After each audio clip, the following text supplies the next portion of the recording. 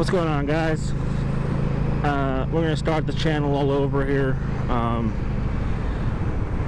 I wasn't really happy with the way things were going and the videos I was making for a while, so I just wasn't posting anything. Kind of lost interest in riding for a while, especially with that other bike that I had. But I sold that one. It got to the point where it was just too uncomfortable for me to even ride around in long distances. So I sold it, went down and bought me a new bike. This is a 2022 Indian Scout Rogue. It is the newest version of the Scout lineup on the Indian for the Indian motorcycles.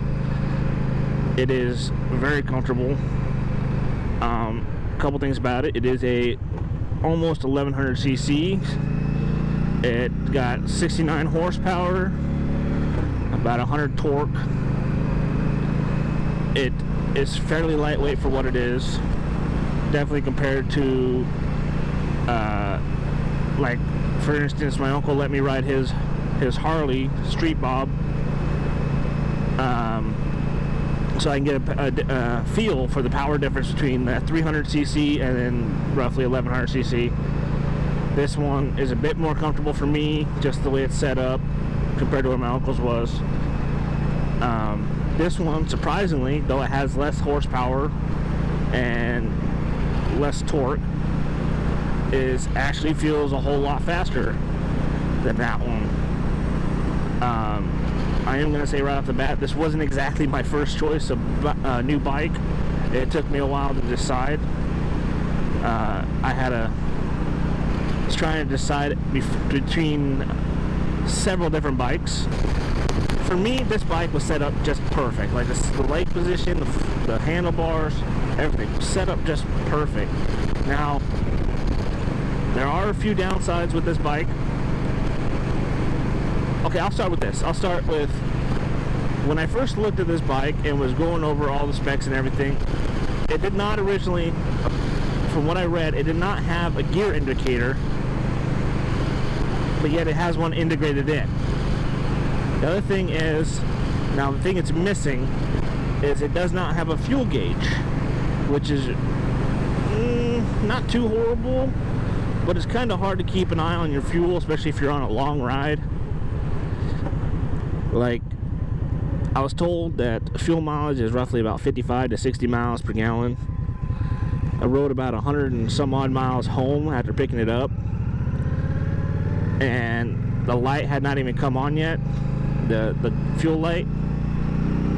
But yet I had ridden it to work a few times a couple of weeks ago, and I had only gone about 85 miles and the fuel light came on. So I don't know if that has anything to do with the break-in and that it'll get better with break-in or what. But I'm hoping that as the break-in miles continue to go up, and then hopefully after I do my first oil change on this, then the mileage will improve a little. That said, it would be nice if they made an aftermarket fuel gauge that would be able to plug right in and not have to deal with cutting into the wiring harness or anything like that, because apparently any kind of aftermarket part or what have you that requires you splicing into the wiring harness apparently voids the warranty on this. And I learned that when I asked them about a electric cruise control that I was hoping to buy and put on, but I was told that they do make one for the bike, and that if they were to put it on, it would void the warranty because they have to cut into the wiring harness. Doesn't really make sense to me because it's an Indian product. They're an Indian certified dealer and Indian certified mechanics, so I don't see how that voids the warranty. But I don't know all the specifics of how the warranties and everything work for them, so not a big deal. I did buy this cheap little paddle one, though I'm not too impressed with it, because you set it and then you let go of the handlebars and it backs off a little bit, and then so you keep setting it.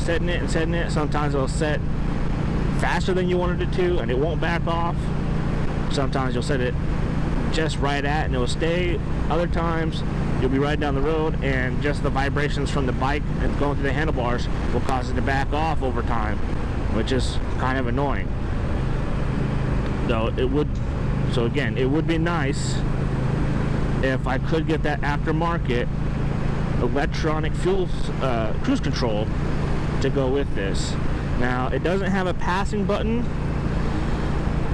The button up front that's supposed to be a passing button, it actually cycles through. I don't know if you guys can see that or not. It just cycles through the gauge. So you got RPMs, you got the battery charge, you got the total miles I've gone, and the trip meter for how far I've gone after filling up, and then back to RPMs. Now, I have seen some people who have bought an aftermarket tachometer despite there being that electronic RPM, and some of them look pretty cool. But I don't know, I was originally thinking maybe I'll get one, but I don't know. I don't think I need one now that we got that electronic RPM. The other thing is they do have, this bike does come stock with a, what is it, 6.5, 7, something like that, inch halogen headlight. But they do make an LED one that I would like to get, and it looks pretty cool. I'll post a picture into the video, put one in here, and I hope to get that. But it's just the price of it is just so dang expensive. Now, back to the controls here. You obviously got the head, high beams, whatnot. You got the turn signals. Now, originally when I read about this bike, it did not have automatic turn signals, so they were manual. So you had to click them to turn them off. This one has the auto shut-off ones, which is nice. But I have found that a few times when I'm going around a corner after I made my turn, they do not turn off. So you do have to cancel it yourself. Obviously, it's got the horn. The hazard button is the same as a turn signal. You just gotta hold it in for a few seconds. You obviously got your kill switch and your start. The nice thing about this is that this is like some people, they usually have to hold the start button. I'm not sure how many have to, but some people with their bikes, they have to hold the start button to get it to actually fire up. This one, it's actually kind of like it's almost like a bump start type thing. You just hit it once and it'll crank and start on its own, which is really nice. The options that come with this bike, where there was different colors, but there is a price difference depending on the color that you want. They did have this really nice blue and black one, but it was like an extra $1,500 or something like that. I did go with this one. This one is the Midnight Smoke, I believe, something like that. Midnight Smoke color.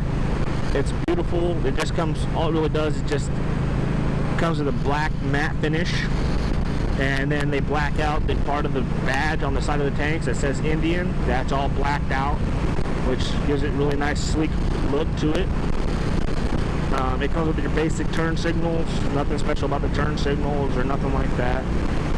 Now they do have back seats for these, so if you want to put a passenger on the back, so it's kind of ridiculous how much they want for it. Just a little small, little rectangular little pad. They want like $400, a little more than $400. You want one with a backrest on it, it's a little bit more.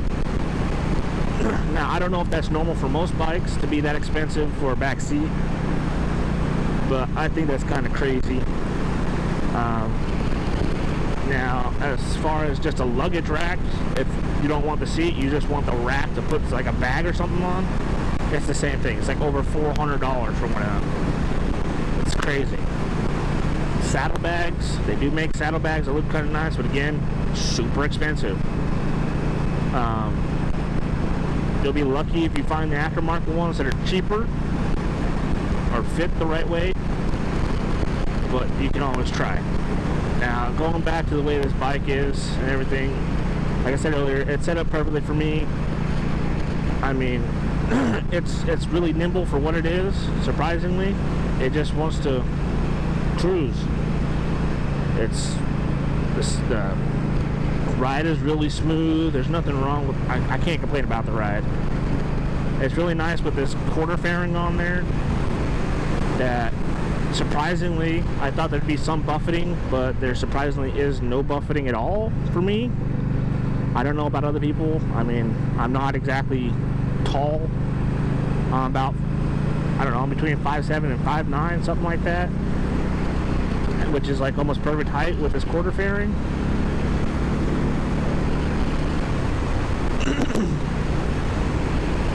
It also gives the bike a really nice look. It almost has a Sportster look to it,